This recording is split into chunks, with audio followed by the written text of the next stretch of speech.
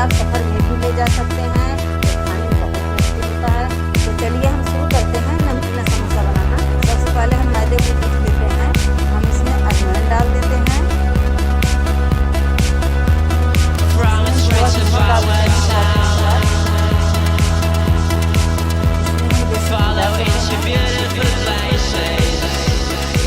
थोड़ा पानी डालकर मैदे को गूंथ लेते हैं।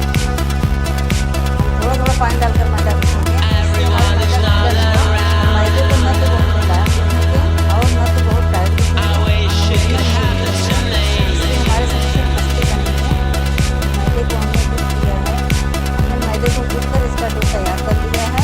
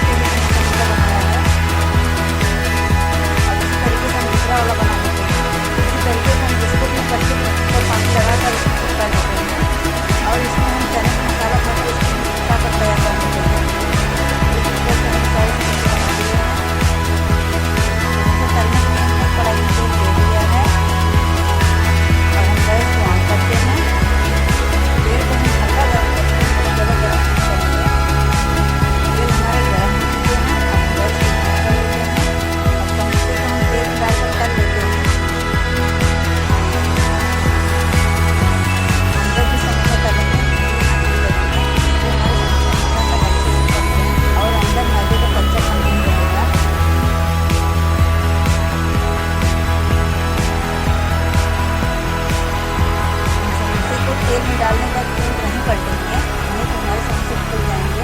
तो समोसा हल्का तेल पक जाए तब हम पलटेंगे इसको। समोसा हमारे हल्के पक चुके हैं, अब इसको हम पलट देते हैं।